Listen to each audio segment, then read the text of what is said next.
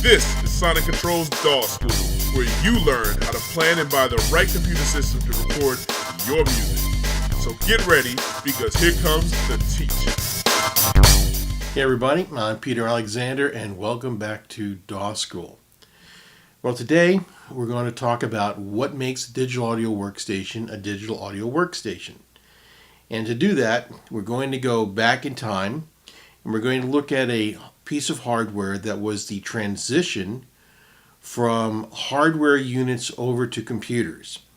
And then after we take a look at this unit, I'm going to take a few minutes at the end and put some prices in front of you so that you understand why computers are priced the way they are. And this will give you a point of comparison when you go out and shop. So let's get started by talking about the E5000. Okay, what you're seeing on screen right now is a hardware piece of equipment called the E5000. This was the next generation after a major piece of equipment we all used back at the very end of the 20th century. Kind of weird thing to say that, isn't it? And going into the 21st century, or put more realistically, between 1998 and 2002. Now, the thing about this particular piece of equipment is that this was a transition from hardware to computers. And so we understand how this works and what makes this a digital audio workstation from back then. You're going to understand a whole lot better what are we doing in terms of creating a digital audio workstation out of a computer today. So there are a few pieces of information we need to know. And we're going to divide it into two groups. The first is hardware, and the second one is software. Let's talk about the hardware first. Now, on the back, what you're going to see is a whole series of slots and connectors. And the first thing you want to look at, you're going to see it says main and sub 1. Well, those are audio outs. And so for a digital audio workstation to be a digital audio workstation, it has to have audio.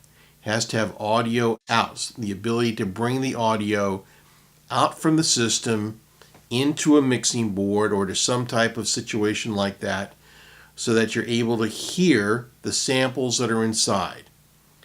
Now, if you look a little more closely, you're going to see a set of MIDI connectors. So that's the next thing. For a digital audio workstation to be a digital audio workstation, it must have MIDI connectors. Now, those are the two most important aspects for converting a computer into a DAW.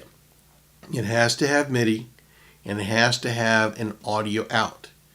Now, there are several ways that can happen, and we're not going to get into that into this session because it's its own can of worms, but at the same time, it's really exciting because we're transitioning, beginning in early 2009, from hardware solutions going to network solutions where MIDI and audio travel across one cable, and there's not even a need to have MIDI connectors.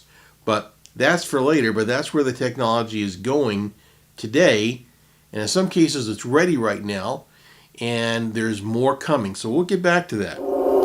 Now, we've turned the E5000 around. You're looking at the front plate of it. And there are two important considerations now about the hardware. The first is that you could install a hard drive in this system.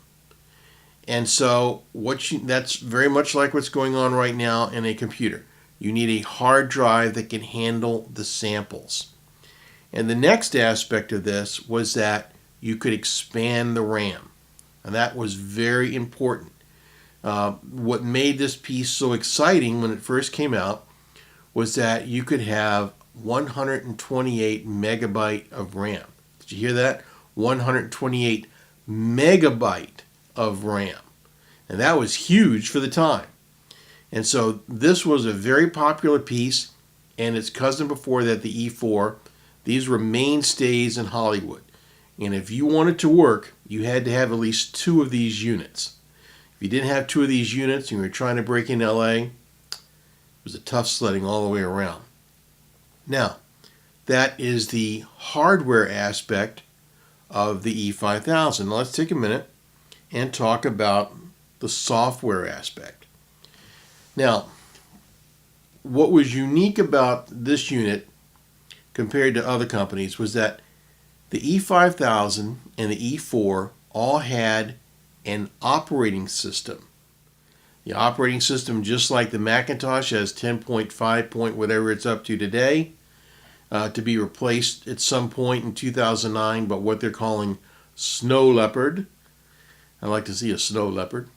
And then we've got on the Windows side of the fence, we've got Vista. We've got Windows Vista Business. There's XP64. There's Windows XP. And now in beta, they'll be released later in the year, is Windows 7. So all of those have thick operating manuals that you have to learn the operating system to some degree. And the same was true with the E5000. The E5000 manual was about 2 inches thick, spiral bound. So if you really wanted to learn this unit, there was no way around it. You had to grapple and learn to work with the operating system. Now, inside here was also another piece of software for the sequencer. This had a basic sequencer built into it, and it also came with a basic set of effects, reverb, all of that.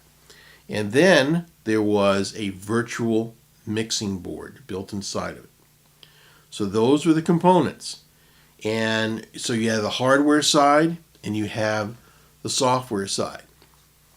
Okay, now everything I've just laid out for you with the hardware aspect of the E5000 and the software aspect of the E5000 are all the component parts that go into making up a digital audio workstation today. And here's how it works. You buy the computer, and then you have to make sure there is a drive just for the sample libraries, just as you would with the E5000. And ideally, you have another drive in your container in which to record and store your audio. So that gives you a computer with 2 to 3 hard drives in it right off the bat. Can you do it with one? You can. Is it advisable? Not really. Now, what about the sequencer? Well, when you get the computer, you don't get a sequencer unless you buy a Mac and you get GarageBand for free. Other than that, you have to buy a sequencing program to make all this work. So you need a sequencing program, you need an audio card, and you need a MIDI interface. And of course, you're going to need a MIDI keyboard to connect up to it. I didn't mention that, but it kind of goes with the territory. So when you have those component parts, that makes up for you a digital audio workstation.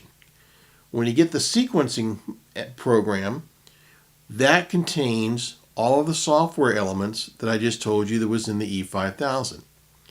You can record MIDI with it. It has an audio engine in it, so you can record audio. It has a virtual mixing board in it, and they now all come with effects: reverb, compressors, EQ, limiters, gates, everything. And not only that, they've gone a step further with the sequencing programs because a lot of them come with their own plugins. So you can have a sampler in it. You can have all kinds of virtual synths. All depends on the program that you're taking a look at as for what the features are that come with that sequencing program. But the point is that all of those together make up a digital audio workstation for recording.